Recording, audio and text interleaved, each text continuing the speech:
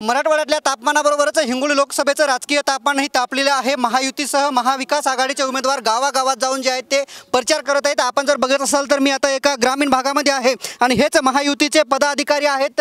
बाबूरावजी कदम असतील, आमदार संतोष बांगर असतील यांच्या नेतृत्वामध्ये या ठिकाणी प्रचार सुरू आहे आणि या प्रचारामध्ये जे आहेत ते महायुतीने जे आहे ते आघाडी घेतलेली आहे। आपल्यासोबत बोलण्यासाठी महायुतीचे उमेदवार बाबूरावजी कदम आहेत। काय सुरू आहे, कसा प्रचार सुरू आहे?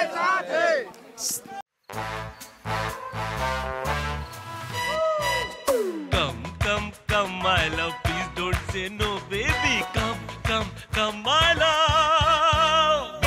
V-Guard के air coolers extra large cooling pads के साथ जो अच्छों को ठंडा करे। V-Guard air coolers, long lasting cooling. सकाळपासूनच प्रचाराला सुरुवात केलेली आहे।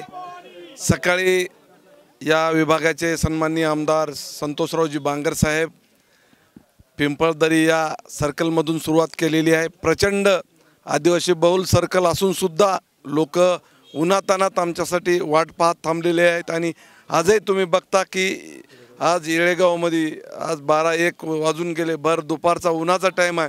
अशा परिस्थितीत सुद्धा लोक रस्त्यावर उभे आहेत आणि उमेदवाराची आणि सन्माननीय आमदार बांगर साहेबाची वाट बघत बसलेले आहेत। ज्या ज्या गावाला निरोप ठेवले त्या ठिकाणी रस्त्याच्या दुतर्फी अगदी शेवटच्या घटकापर्यंत, शेवटच्या मतदारापर्यंत तुम्ही ग्रामीण भागामध्ये पोहोचताय। काय समस्या आहेत लोकांच्या?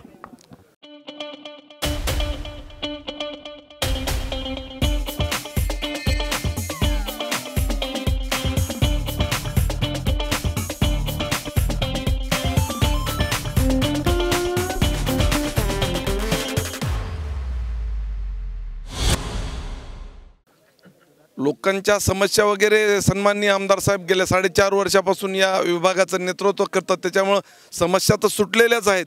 परंतु आता हे लोकसभेचे जे निवडणूक आहे त्यांच्यासाठी लोकसुद्धा नरेंद्रभाई मोदी यांना तिसऱ्यांदा पंतप्रधान करण्यासाठी मनापासून उत्सुक आहेत। काय इशारा आहे समोरच्या उमेदवारांना प्रचाराच्या माध्यमातून? समोरचा उमेदवार तुम्हाला माहीतच आहे की 2019ला माझ्या विरोधात 3ऱ्या क्रमांकावर गेला होता।